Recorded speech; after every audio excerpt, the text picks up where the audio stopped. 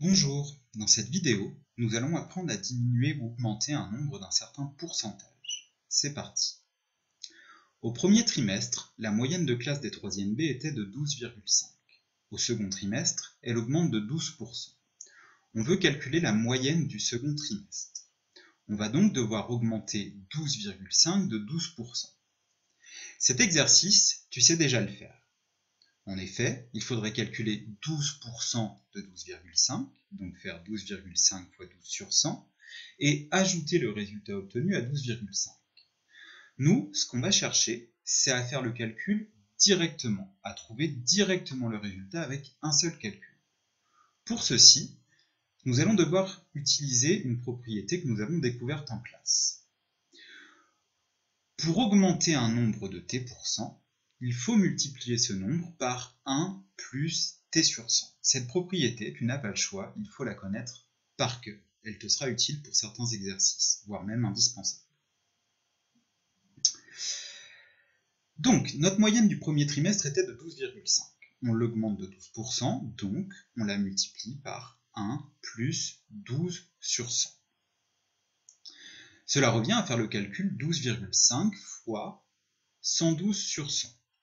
En fait, on est en train de calculer 112% de la moyenne du premier trimestre. 100% plus les 12% d'augmentation. 112 sur 100, c'est 112 divisé par 100, donc 1,12. Il faut donc faire le calcul 12,5 fois 1,12.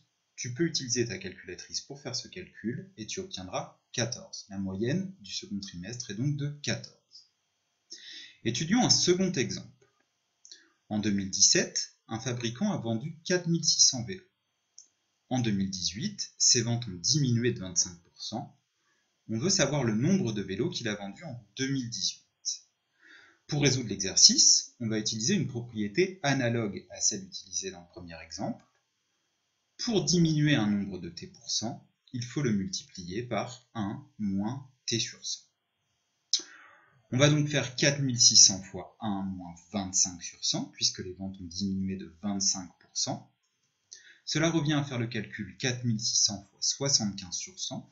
On calcule 75% du nombre de vélos vendus en 2017, puisque on diminue de 25%, donc 100% moins 25%. 75 sur 100, c'est 0,75, on fait donc 4600 fois 0,75, et là encore, ta calculatrice te permettra de trouver le résultat, 3450. Notre fabricant a vendu 3450 vélos en 2018. Les deux propriétés utilisées dans ces deux exemples sont vraiment indispensables. Tu devras les utiliser dans certains exercices plus tard en classe et le jour du brevet.